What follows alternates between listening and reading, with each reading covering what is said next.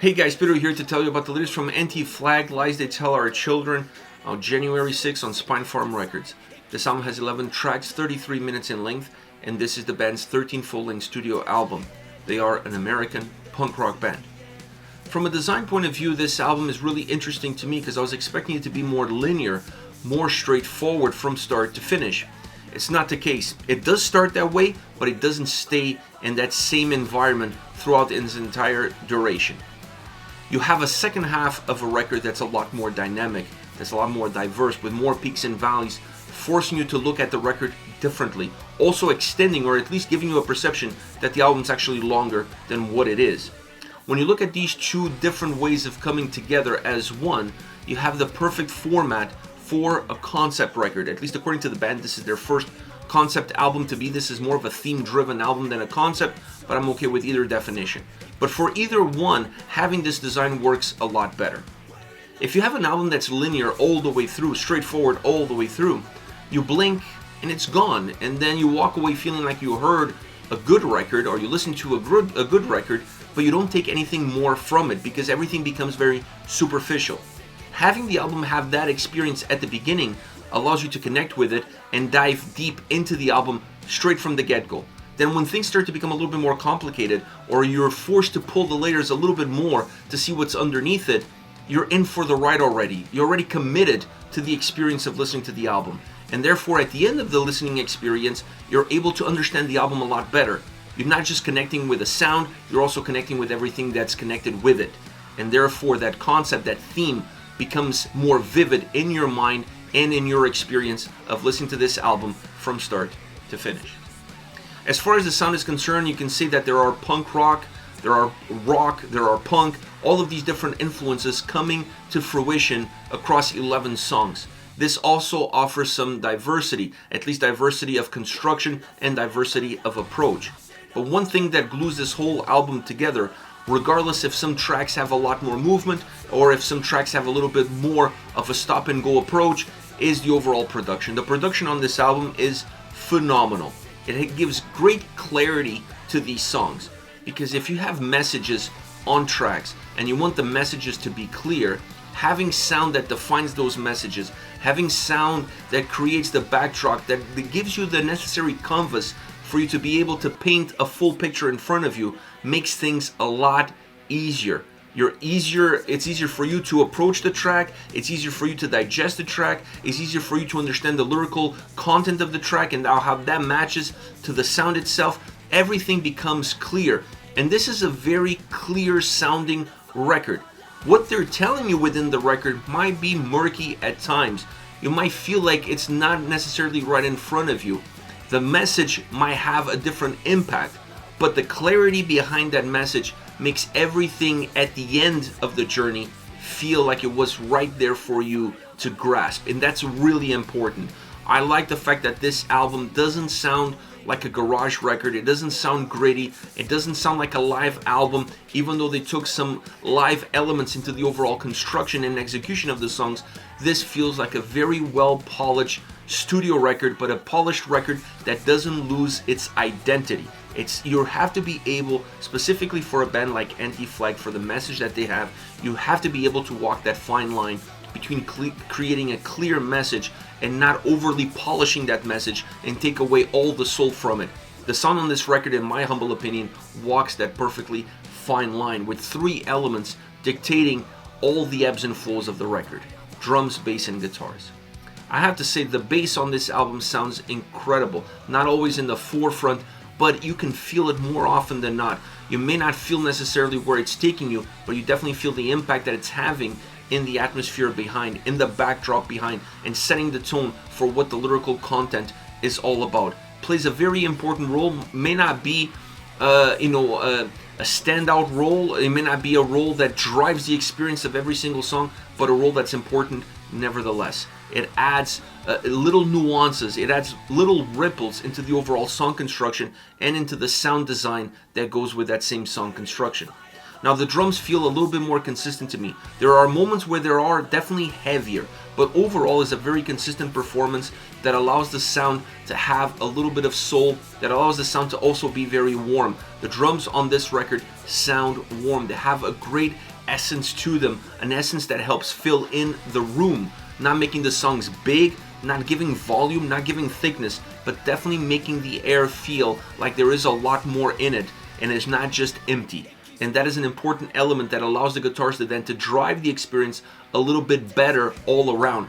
Because when you look at this album, regardless of how important the drums and bass are in the construction of these songs and the execution of these songs, this is a guitar-driven album first and foremost. They are the driver, they are the motor, they're the ones that push you and dictate exactly how fast or how slow you're going to go on a song-by-song basis. The other two elements are there to complement that message, are there to complement that image that the guitars create. And I honestly enjoy the guitar sound as well. The clarity of the sound, the clarity of the production has a very positive impact on the guitars. It allows them to give you everything that they have, sometimes a little bit thicker, sometimes a little bit punchier, sometimes a little bit more melodic, dropping a little bit more, giving you more rock, giving you less punk, or the other way around.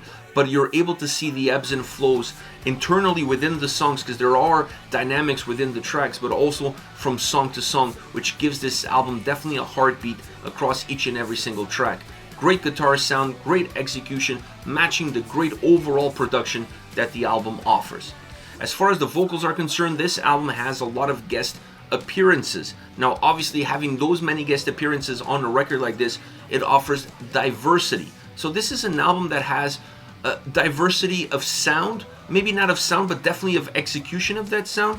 And then you have also some diversity in the overall vocal approach. But the production is what brings it all together and allows some sort of similarities to emerge and connect these tracks with one another. I love the fact that you have different vocalists, that you have different guest spots, and they're not there just to fill in some marketing strategy. They're there to add value to the way the songs are constructed, to create some duets, to create some ebbs and flows vocally within the tracks, specifically on tracks that feel a lot more linear sound-wise. They definitely create a different impact in how you're going to perceive them. But the overall vocal performance is really phenomenal on this album. It doesn't feel stagnant, it doesn't feel linear, it feels very emotionally driven. It feels also emotionally connected with the lyrical content and the overall songs and designs and experience that those sounds give. This comes across clearly as day. You feel what's being said. You may not agree with it, but you feel what's being said. You connect with that way of saying it, emphasizing certain words and certain key moments of the track, either be the verses or the chorus, allowing moments of the track to feel more dynamic just by how those same lyrics are being delivered. So great vocal performance from start to finish, adding a lot of quality, adding a lot of value, in addition to those extra vocalists, to those guest vocalists that also bring value within their own performance, within their own selves as well. All around, this is a record that has a lot. It offers a lot. It may not seem like a lot when you look at 11 songs in 33 minutes, but when you start peeling the layers, it feels like a perfect statement for where the band currently is. It seems like a gradual growth across the previous 12 records, a growth not just from what they've done as artists, but who they become as people. And this album is perhaps the culmination of those two journeys ending in the same spot. So I enjoy the record tremendously because of that. As far as favorite songs are concerned, I want to start off with Victory or Death, featuring Campino of Die Toten Hosen. The keys that open up the song are really interesting, because I thought maybe I was only going to get the keys at the beginning of the song, but then they peaked out close to the last third of the track as well. So that gives you a sense of continuity, or at least it gives you a sense that they were not just there in the beginning. There's some breadcrumbs that allow them to peak back again towards the end of the track. And this is important when you try to create sequence, when you try to create movement, and keeping the listener engaged with that same sequence, with that same movement. Overall, the structure of the song, the sound that that same structure provides, it's really captivating. This song feels like an anthem through and through. It feels like an anthem from the sound that it has. It feels like an anthem from the vocal approach, from how you have a duet, how those two vocalists working with one another, one taking the first half, the other one taking the second half. It really is an important dynamic. And then when you add some backing vocals to the main vocal lines, you add to that anthem vibe. This is a song that you feel like has a sense of live nature to it. It feels like a perfect song to play in front of a crowd because you want the crowd to engage with you. You want the crowd to sing along. You want to walk somewhere chanting this song. Victory or Death, it's almost a protest song, and the way you would protest walking with arms locked with the fellows next to you, and as you're approaching the place of your protest, you're singing this as you march. Is a protest song, is a marching song, it's an anthem, and the way that it's designed and the way that's delivered and the way the vocals come together, it's a really interesting track, a really different track from this point of view, and this is the song that sets that second half of the album that's a lot more dynamic and not as straightforward as the first half was. Next we have the Hazardous, heavier, thicker sounding song. The drums, guitars definitely add intensity, and in that intensity there's that thickness of sound coming through. This doesn't mean that the song is heavy, but you definitely feel that there's a lot more on this track. It's not a light track, it's not a driven track, and because of that there is more weight on it. The thickness adds to that weight as well. There's also a sense of growth in terms of how the song is set up, how it moves from the verses to the chorus. You definitely feel like you're taking steps up a ladder until you get to the chorus, and then the chorus is very explosive, both musically and vocally. That allows the chorus and the song itself to be very catchy and very hooky. It really stands out. The chorus of this song stands out. It puts an exclamation mark on the track. It allows you to remember this song from every other track on the album, because that dynamic growth that the track has from its construction, from its sound, from its vocal performance, culminating in that memorable chorus, really makes this song have a life of its own. Last but definitely not least, Work and Struggle. Now this is a more stripped down, pure punk rock song. From the way it's put together, from the design, from the sound, the vocal approach, there's nothing fancy about this song. While the other two tracks had interesting dynamics to them, they had interesting, unique characteristics to them that really define them who they are within the overall context of the album, and also helps define the context of the album and even the structure of the album. This one is just straight up punk rock. It just comes at you, it's volatile in the sound, in the vocals, it has incredible bass that really jumps out. It allows the bass to jump out, which gives it more of a punk rock feel, because it feels more raw, it feels more gritty because of how the bass really comes into the forefront, and then using some vocal layers in the chorus adds to the impact that the chorus has. It allows the chorus to stand out ever so slightly from where the verses are, giving a simple approach to the verses and a little bit more of a complex approach to the chorus. The drums, like I said, add to that thickness, add to that volume that the track has, while being super driven at the same time. And this is why I don't call it a really heavy song, because it still feels very light in how it moves. It's a very driven song, traditional punk rock at its best.